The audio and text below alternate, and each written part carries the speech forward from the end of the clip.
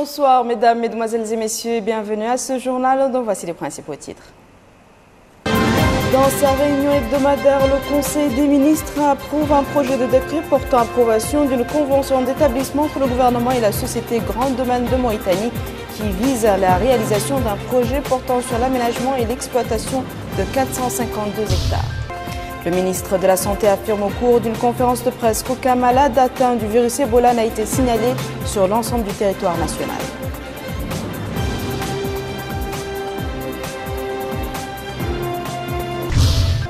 Kaïdi accueille les activités commémoratives de la Journée internationale de la jeunesse organisée par le ministère de la Culture et de la Jeunesse.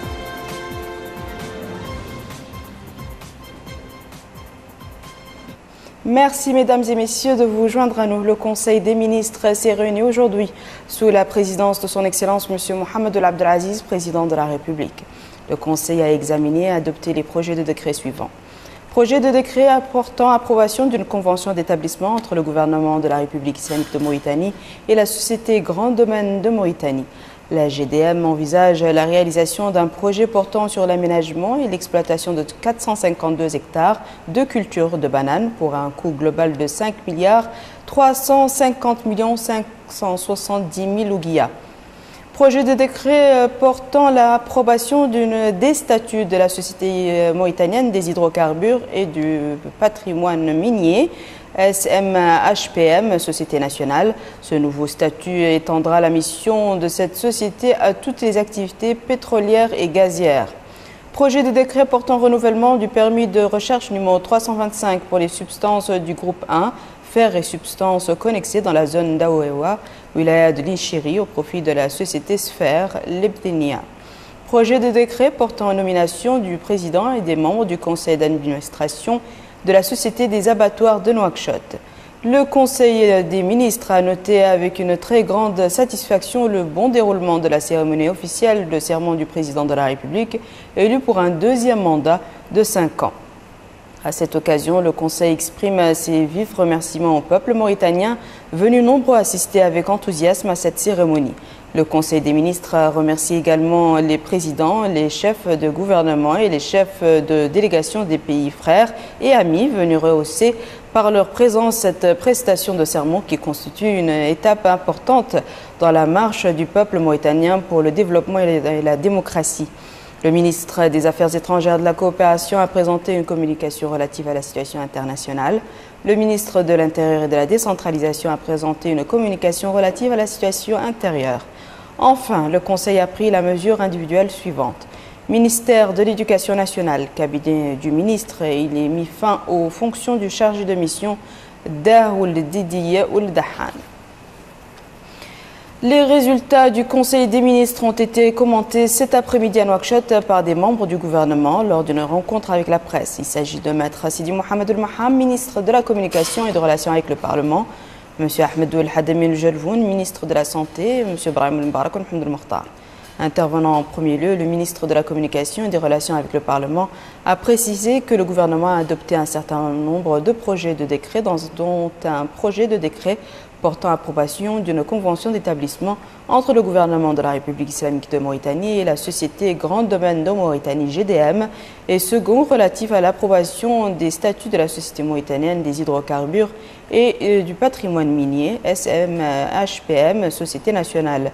Le ministre du Développement rural a confirmé l'approbation par le Conseil des ministres d'une convention d'établissement avec la Société Grand Domaine de Mauritanie. Cette convention, qui a été signée au mois d'avril 2014, vise à promouvoir le secteur privé pour qu'il puisse jouer son rôle et dénoter la volonté du gouvernement pour réaliser l'autosuffisance alimentaire dans la culture de la banane. Le ministre de la Santé, pour sa part, a indiqué que notre pays est pour le moment épargné par la fièvre hémorragique causée par le virus d'Ebola. Toutefois, le secteur de la santé a pris les mesures préventives nécessaires sur instruction du président de la République à travers la formation du personnel de contrôle ainsi que les moyens de détection dans tous les points de passage. La ministre de la Culture, de la Jeunesse et des Sports, Mme Fatma Val Mtessoina, a présidé dans la salle des conférences de l'hôtel de ville de Kaïdi la cérémonie de lancement des activités de la Journée internationale de la jeunesse et d'un atelier de formation au profit de 20 jeunes choisis parmi les adhérents du centre d'écoute et d'information de Kaïdi. Compte rendu de Bakar Baylaba. Pendant 4 jours, les participants à cet atelier vont discuter plusieurs thèmes portant sur la santé de la reproduction, la politique nationale de la jeunesse, les loisirs et le sport, ainsi que les bonnes méthodes permettant une gestion rationnelle d'une entreprise. L'occasion pour la ministre de la Culture, de la Jeunesse et des Sports, Mme Fatma Val Mtessoina, d'indiquer que les jeunes du Gorgol déploient d'importants efforts pour concrétiser leurs rêves dans le domaine culturel et de développement. De son côté, le représentant de la FINIAP en Mauritanie, il a réitéré l'engagement de son organisme à soutenir les efforts de développement de la Mauritanie. Partout dans le monde, les jeunes sont à la poursuite d'un rêve, le rêve d'une vie meilleure, de la paix, de l'égalité, de la justice, de l'emploi, de la liberté. Il est clair que c'est au pouvoir public qu'il devient de préparer au mieux à cette mission, mais c'est aussi à nous tous, dirigeants politiques, acteurs de la société civile et citoyens ordinaires, partenaires au développement, de contribuer à cette action, chacun à son niveau. Par ailleurs, la ministre de la Culture, de la Jeunesse et des Sports a présidé au siège de la délégation régionale de la jeunesse du Gorgol une réunion avec les représentants de la jeunesse de la Wilaya, l'occasion pour les jeunes de formuler des doléances à l'endroit de la ministre de tutelle. Enfin, elle a visité les locaux de la nouvelle maison des jeunes de Kaïdi, où elle a suivi une démonstration de karaté et procédé à une distribution d'équipements sportifs au profit des associations du Gorgol. Clôture aujourd'hui des travaux du colloque scientifique organisé par le ministère des Affaires islamiques et de l'enseignement originel sous le thème L'Aouma islamique, réalité et perspective, en collaboration avec l'association des oulémas de Mauritanie. Abdelrahman Hamad. Après des jours de débats et échanges entre les ulémas, imams, chefs de mahadra et leaders d'opinion, le colloque organisé par le ministère des Affaires islamiques et de l'enseignement originel en collaboration avec l'association des ulémas de Mauritanie sous le thème La Oumma, réalité et perspective a pris fin aujourd'hui.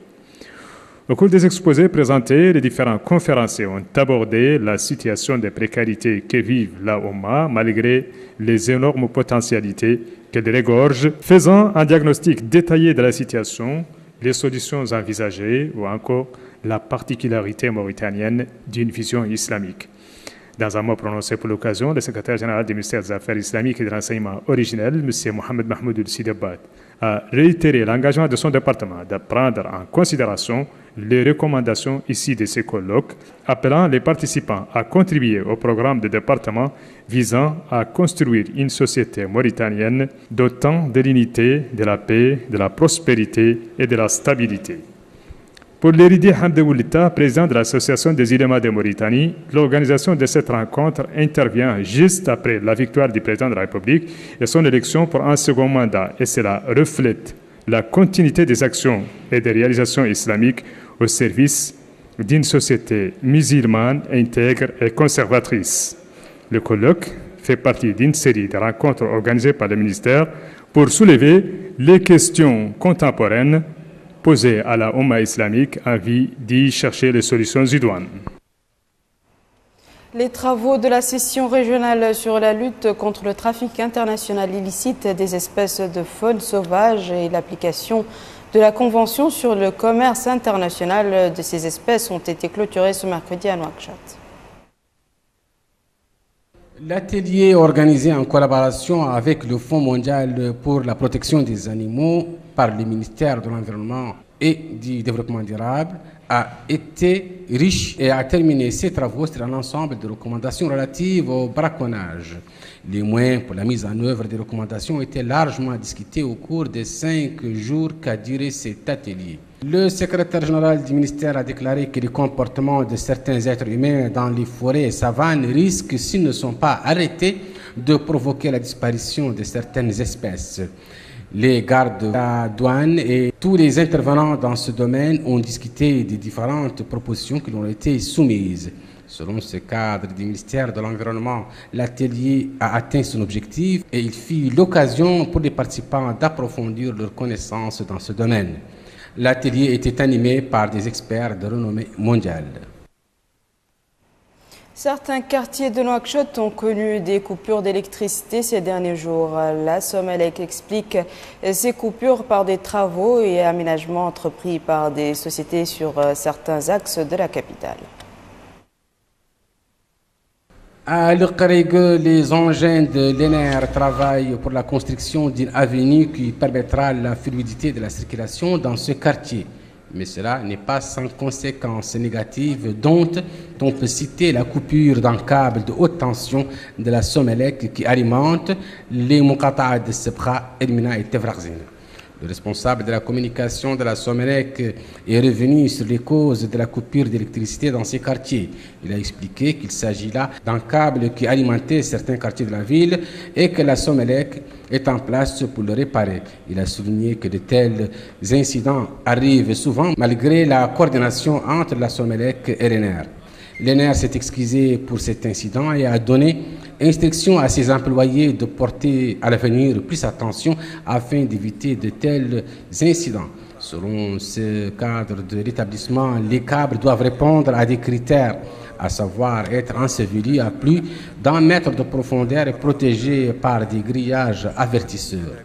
Dans le cas précis, le câble n'est enseveli qu'à 20 cm de profondeur, ce qui explique la cause de cet incident, a-t-il déclaré. Dans une course contre le temps, les équipes de la Somelec travaillent d'arrache-pied pour résoudre le problème.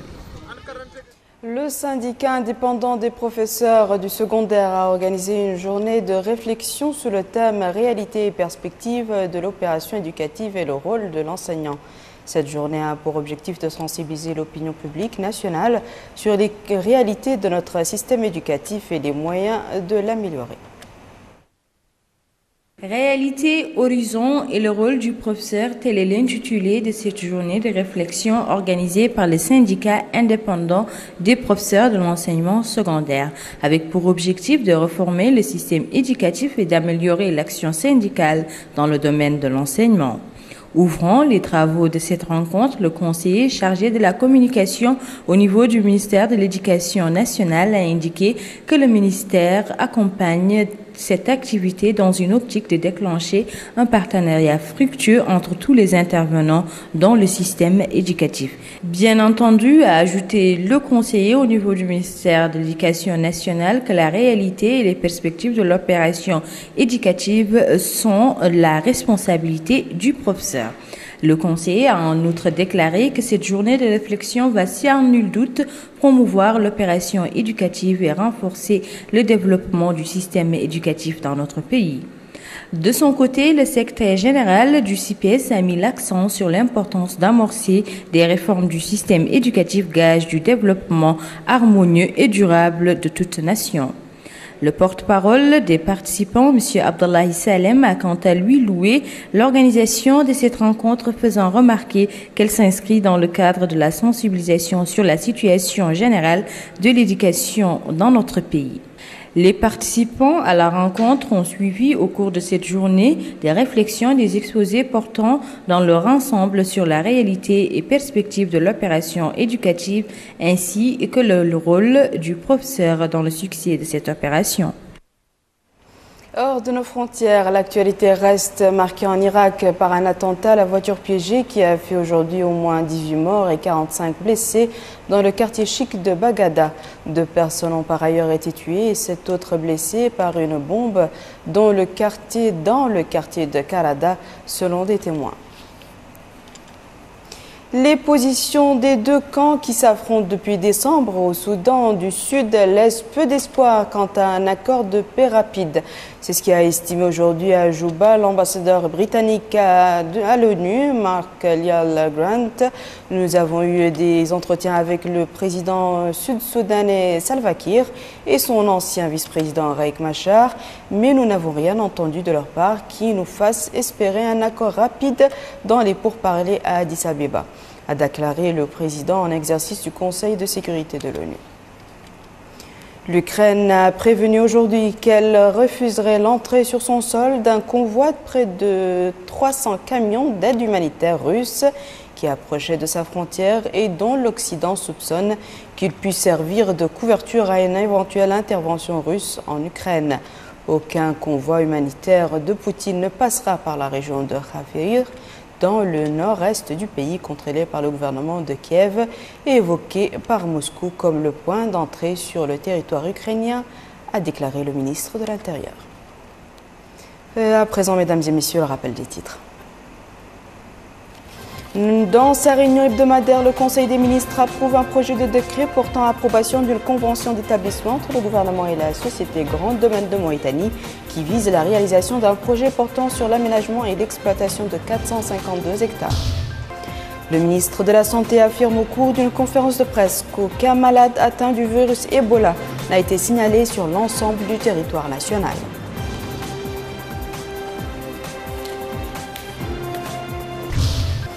Kaïdi accueille les activités commémoratives de la Journée internationale de la jeunesse organisée par le ministère de la Culture et de la Jeunesse. C'est la fin de ce journal, mesdames et messieurs. Merci à vous de nous avoir suivis. Merci de votre fidélité et à la semaine prochaine, Inch'Allah.